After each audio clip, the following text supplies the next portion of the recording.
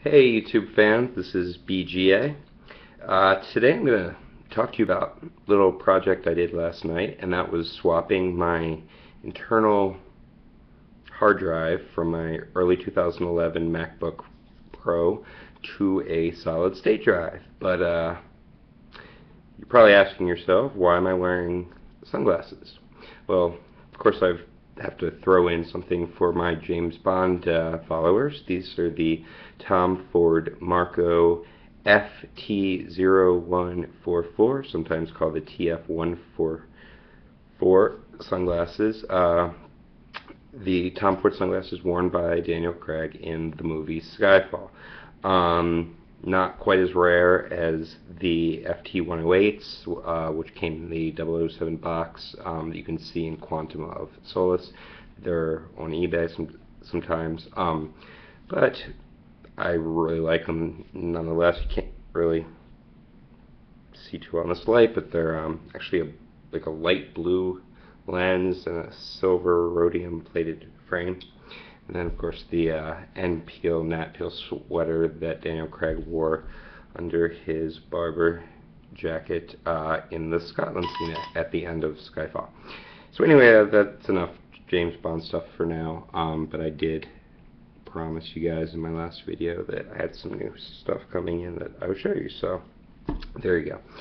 So, before I got into my current field, sort of a hobby that sort of became a semi-profession, was photography. And I have tons and tons of raw image files on my Mac. Personal images, family images, plus client photos, and basically a lot of stuff to back up, and I've got documents. So all in all, I have about 750 gigabytes worth of data, not including the operating system.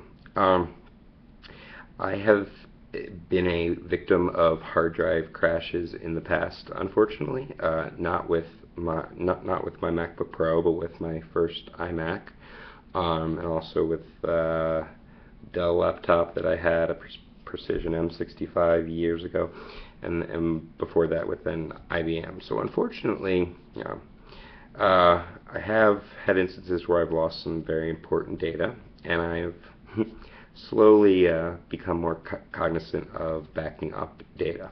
So I do back up my computer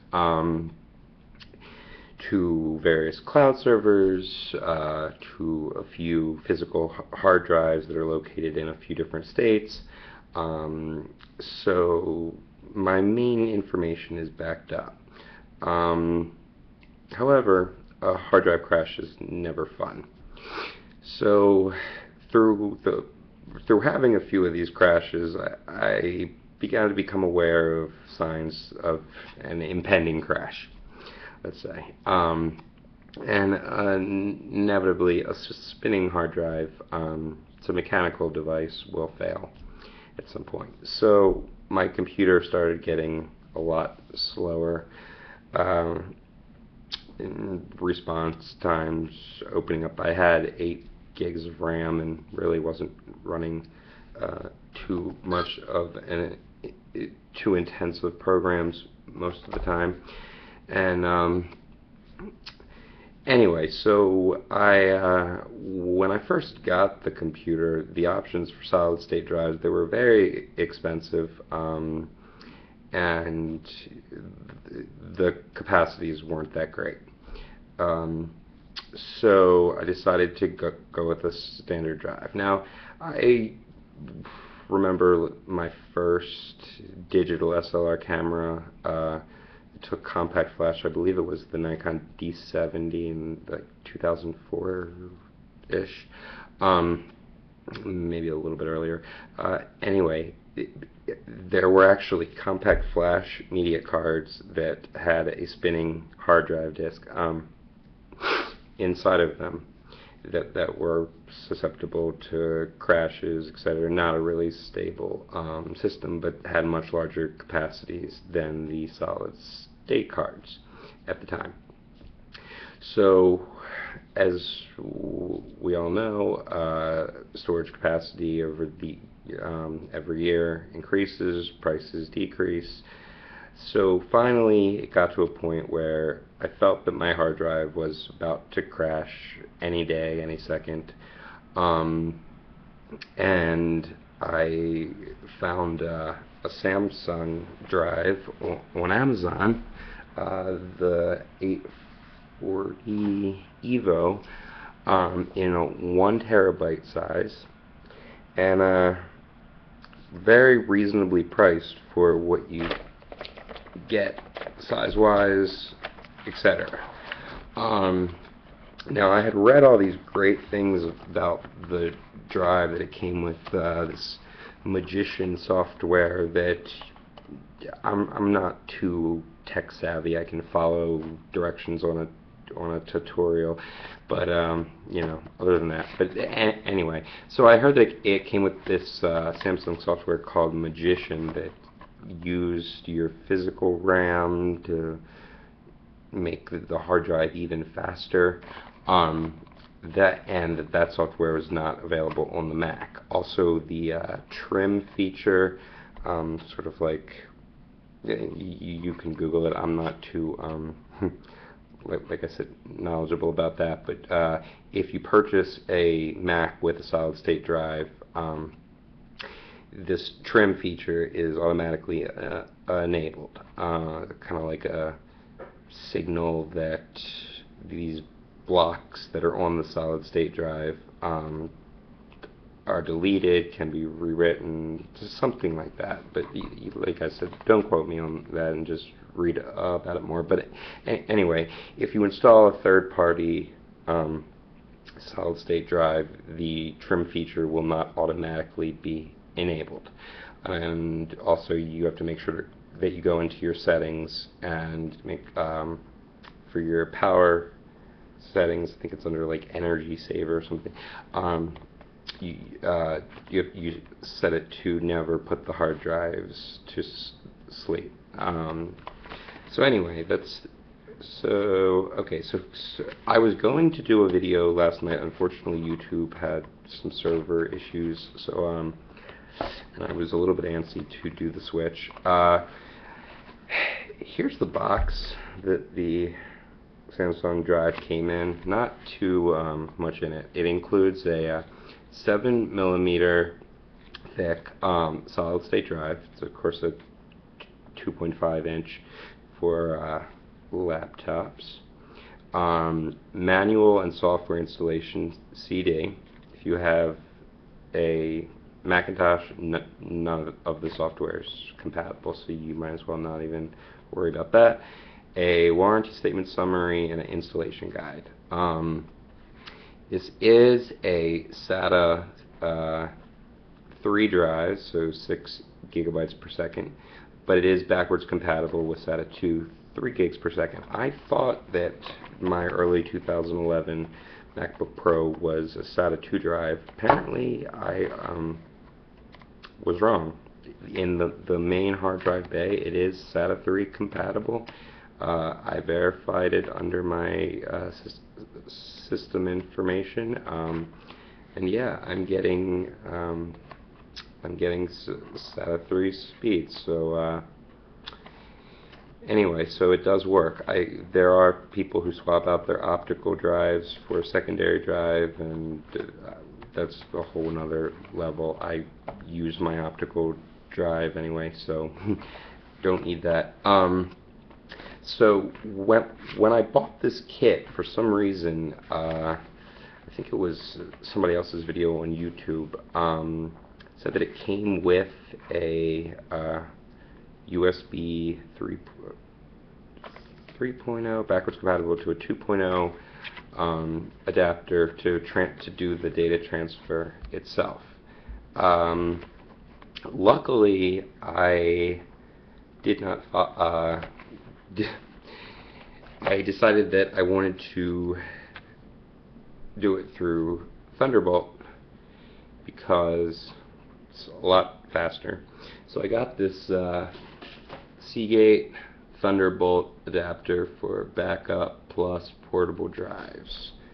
It's about like $90, and then this little short Thunderbolt. Of course, this is Thunderbolt 1, and now they're coming out with Thunderbolt 2, but it's still extremely fast. I think the whole the whole thing took like 2 hours, including reinstalling the entire operating system, all my files, me stepping away for the computer at times and coming back, and there would be a button I had, like a I agree or a continue button. Anyway, I really can't say anything bad about the Seagate adapter. It plugs right into your SATA. I don't know if you can see in the light, but yeah, it plugs right into your SATA. Now, with this being a 7 millimeter thick drive, most of these laptop hard drives are 9.5 millimeters thick, but because of newer like netbooks, the ultra thins, etc., they're now making thinner drives, and this Samsung happens to be it. Now, if you go for the Crucial drive, which I would Crucial Memory makes a drive that I was thinking about purchasing before I decided to go with the Samsung. That one comes with a spacer. So I was doing a little research to see if I needed it, and it turns out it's actually better to not use the spacer because you get more airflow. And the caddy, I guess you would call it, the screws that hold the hard drive in place in the system, do screw down tight enough so that extra space is not an issue there. So your hard drive's not going to wobble around or anything like that. I do wish this had a lid. I couldn't find a Thunderbolt adapter like this that had that was fully enclosed, unless it came with a hard drive. And so I mean, it's usable.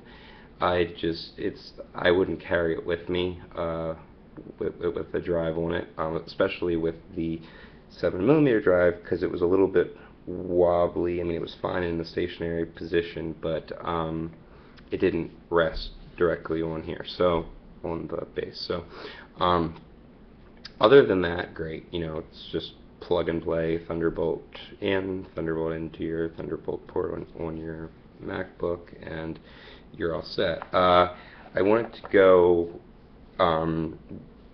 as Mac as possible as far as the actual apps to do the transfer. I know there's a few out there, Carbon Copy Cloner, some other stuff, but Disk Utility honestly has it already there for you. Pretty much all you need to do the transfer. So I don't know about like advanced settings, but for my purposes, everything was pretty much straightforward. Like I said earlier, YouTube was down yesterday when I did the hard drive transfer, so I had bookmarked a tutorial that basically cloned the existing hard drive to the external using the Apple's own Disk Utility program that's included in the Mac. But I did not have access to that video last night, so I did a Google search for the transfer and found an article, and the way they did it was extremely similar, except that it involved a fresh reinstall of the operating system, which actually, I don't know if it makes a difference, but I kind of feel better knowing that there's a fresh copy in there. So it asked for my passwords, and and then it took maybe 20 minutes to reinstall the operating system, and then and then it asked me if I wanted to transfer data from another drive. So kind of like when you first set up your Mac. And I said yes, and clicked on my internal drive name, and then it transferred all the rest of the data. At that point, the computer booted up. I shut it down, turned it over, and there's tons of YouTube videos on this, so and I'm using the built-in camera on the computer, so I can't show you, but turned over the computer, removed the back casing. I did unplug the battery. That's optional. Some people did it, some people didn't. I figured it can't hurt. Not sure if it's needed, but whatever. And then the actual swaps pretty easy. There's two screws that hold on this black bracket that comes off. You then take out the old hard drive, and here's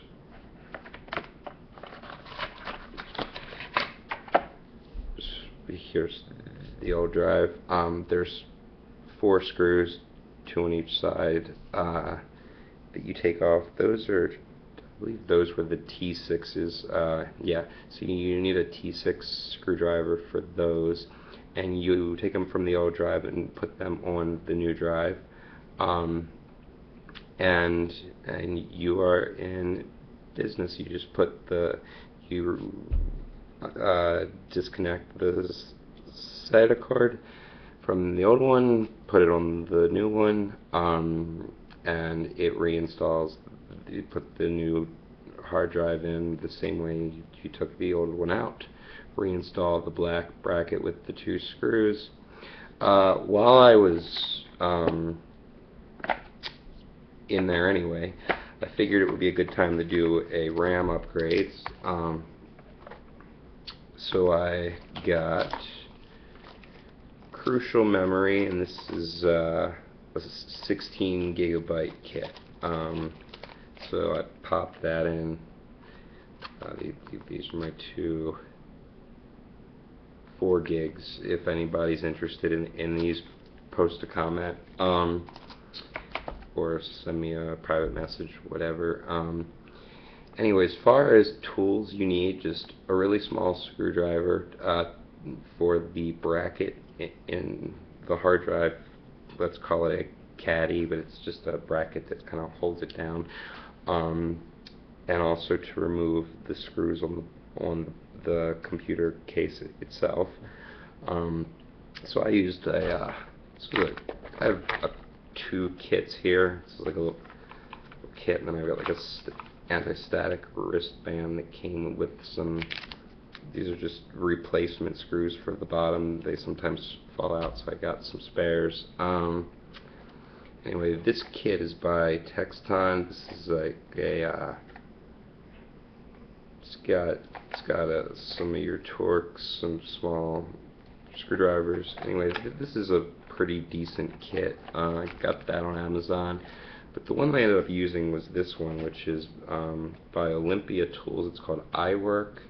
It's called a smartphone repair kit, but it comes with 1 aluminum telescopic precision screwdriver, 1 suction cup. So if you're, say, replacing a damaged iPhone or iPad screen, you can use the suction cup to pull up the screen.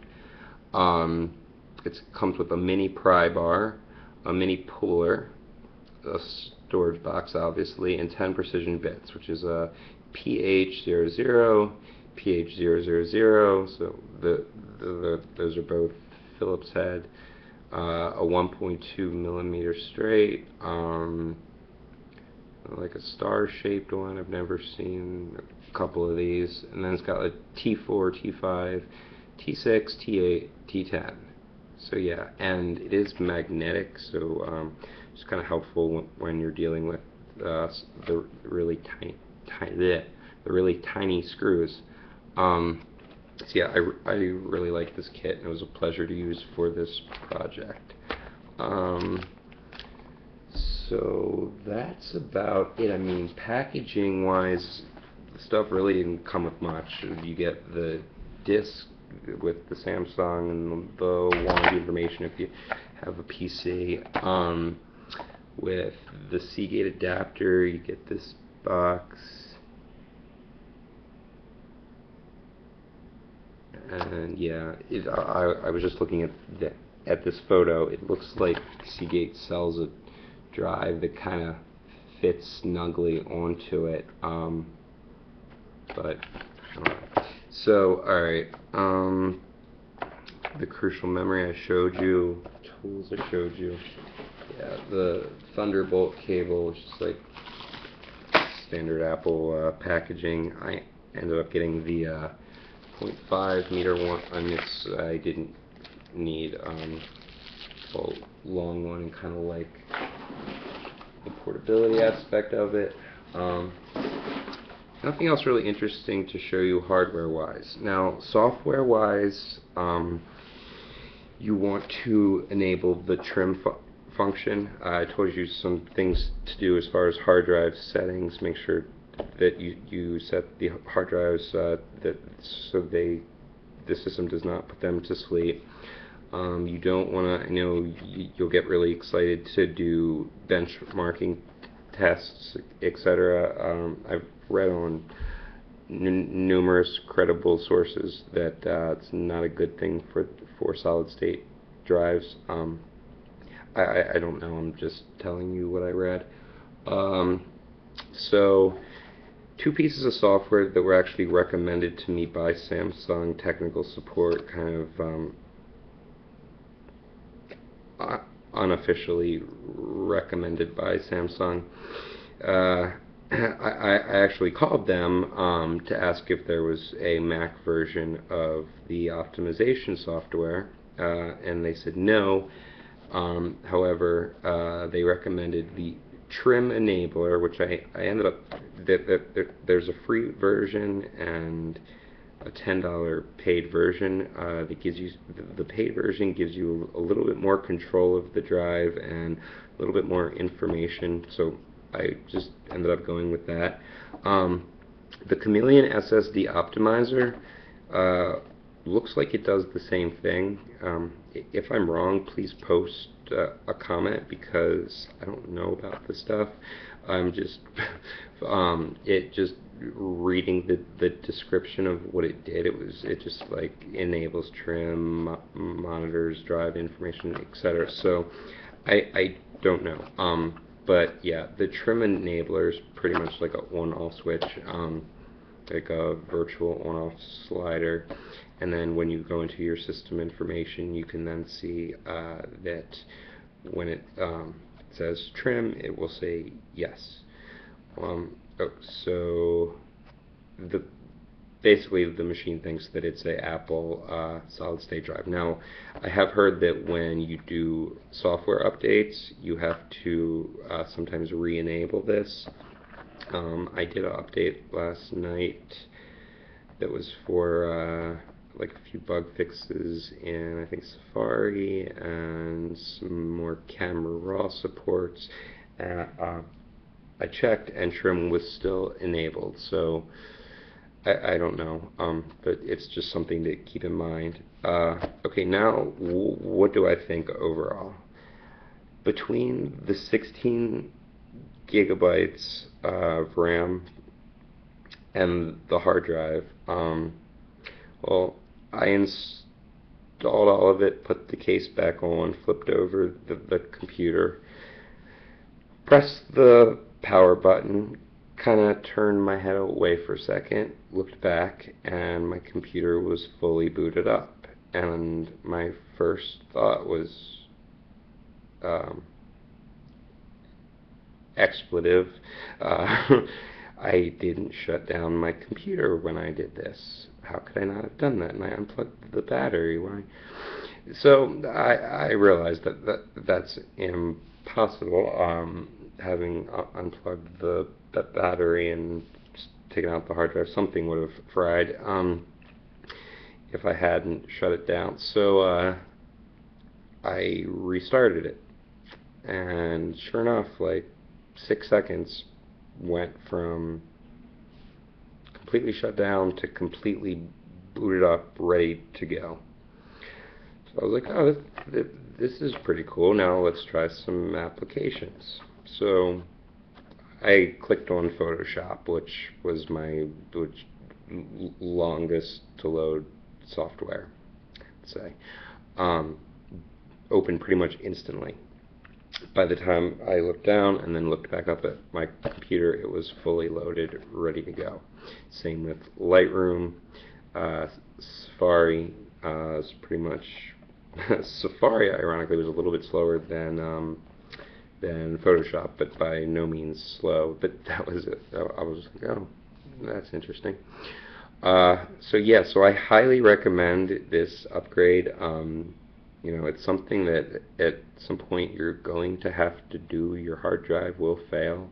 So back up your hard drive, of course, but I think solid state drives, in my opinion, are at the point now where the affordability versus memory capacity and the stability you get with a solid state drive is, I think right now everything, you know, it makes sense to get one. I probably wouldn't get one like from Apple, for example, just like I wouldn't get 16 gigs of RAM from Apple. But you know, I think now it does make sense to go solid state, but of course that's a matter of opinion. So yeah, so that's my experience so far. I will keep you posted. I was on one of the Mac forums asking about the SATA question, because I thought that it was a SATA 2, and it's actually turns out to be a SATA 3 connector in the main hard drive bay on the early 2011 MacBook Pro 15-inch. So I was kind of happy to find that out. So when I was on there asking that question, I mentioned the hard drive that I purchased, the Samsung 1TB 840 EVO, and I got a response from someone saying that a few people had issues with the Samsungs being compatible with Macs. So I will keep you posted on YouTube. I'm going to keep them posted there. It's on the main Apple forum site. So yeah, that's all that I can think of. If you have any specific questions, feel free to comment below. I'm not a real tech savvy person, but I can follow a tutorial, so that's kind of what I did with this. And that's about it. So hope you're having a great day, and I'll see you all again soon. Bye.